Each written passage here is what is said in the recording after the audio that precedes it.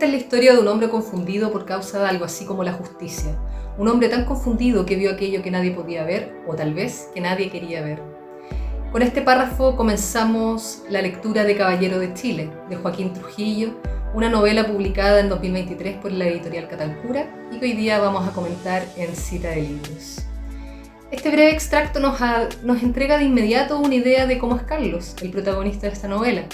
Pieza literaria que también tiene tintes de fábula y ensayo, tal como comenta el abogado y doctor en filosofía Hugo Herrera en la contratapa. El escritor, investigador del CEP y académico de la Universidad de Chile, Joaquín Trujillo, utiliza un formato que es bastante ameno para presentar esta historia, con un ritmo narrativo ágil en que cada capítulo es un breve relato episódico. La trama, encarnada por Carlos, se entremezcla con la historia de Chile de los últimos 53 años. Escenas de la Unidad Popular, del golpe de Estado y el estallido social de octubre del 2019 son los escenarios de esta historia. Los acontecimientos en esta obra están marcados por una vivencia que está constantemente en el límite entre la realidad y la fantasía. Tal como el Quijote, a quien Carlos consideraba un desquiciado, el protagonista se empecina en ser un verdadero caballero, guardián de un ideal y un determinado deber ser permanente, el que, como revela esta historia, está en oposición al tipo de vida de su tiempo. Carlos además no se consideraba un idealista, sino más bien totalmente realista. Decía que los caballeros creían en las proezas del cuerpo. Obsesionado con el Santo Grial, la copa en la que Jesús bebió su propia sangre, y también obsesionado con los caballos, la energía vital de Carlos se fragua con los mandatos de un padre alcohólico, quien además tenía la tesis de que el golpe de Estado en realidad había sido un autogolpe de los comunistas para alcanzar al fin la dictadura del proletariado. Cuando su padre estaba borracho y aquel disfraz era el que le permitía vestir la realidad, se lo imaginaba bebiendo su propia sangre y a él siendo el custodio del Santo Grial. También tenemos otros personajes que transitan alrededor de la vida de Carlos. Son Carlota, su madre, Luis, quien aparece en la época colegial y lo acompaña o atormenta hasta su vejez, un gato y las dos Carolinas, madre e hija religiosas, quien este caballero intenta por todos los medios cuidar. Sobre este último punto cabe mencionar cierta ternura, ingenuidad o inocencia presente en distintos episodios de la novela, principalmente relativos a la escena con mujeres que de alguna manera marcaron su vida. Por ejemplo, en su época colegial, el respeto por las mujeres era tal que las trataba de usted.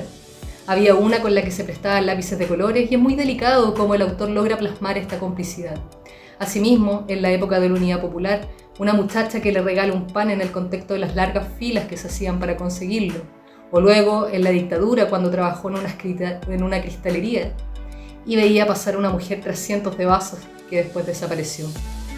Carlos además chocaba constantemente con la realidad y su ideal de convertirse en un caballero, pues no podría ser jinete por lo alto y tampoco pudo entrar a la escuela de oficiales por tener pie plano. Sin embargo, insistía en construir esta identidad caballeresca y armaba su mundo con ensoñación y fantasía.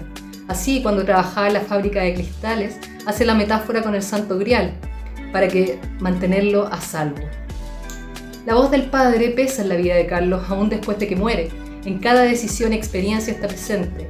No logra vincularse y vive ajeno al mundo sin estar seguro de que es real y que no. Hay episodios en que se acentúan estas cavilaciones. Pensaba una y otra vez en esa copa fantasiosa, en los caballos que nunca había montado, en eso que no era realmente y en el hecho indesmentible de que el mundo era distinto. En un momento se aferra a la idea de que el mundo está en manos de los comunistas, pero no le calza con el discurso de su amigo Luis y lo que le toca realizar durante la dictadura. Mira las cosas de manera distinta. Así es como llega viejo observando las protestas del estallido con las dos Carolinas presentes. Este libro es corto pero bastante intenso y en cada capítulo se dice mucho. Hay que leerlo de entre líneas. Hay guiños a obras y personajes, claramente está presente el Quijote y tal vez también este caballero Armando Uribe, el título Caballero de Chile, se diferencia tan solo por una S en el título, Caballeros de Chile. También hay otras referencias, pero que cada lector o lectora podrá ir descubriendo por sí mismo. Y antes de cerrar, como último dato, contarles que Caballero de Chile tendrá una segunda presentación. Esta novela fue lanzada la primera vez en la Facultad de Derecho de la Universidad de Chile en noviembre del 2023. Fue presentada por el decano Pablo Ruiz Tagle, el novelista Gonzalo Contreras y el doctor en literatura Felipe Toro. Y próximamente, el martes 19 de marzo, será presentada por el escritor Arturo Fonten Talavera. Más detalles los pueden encontrar oportunamente en las redes sociales de la editorial Catancura. Y ahora sí me despido, esto fue Cita de Libros. Recuerden que estamos todos los domingos comentando las novedades del mundo editorial.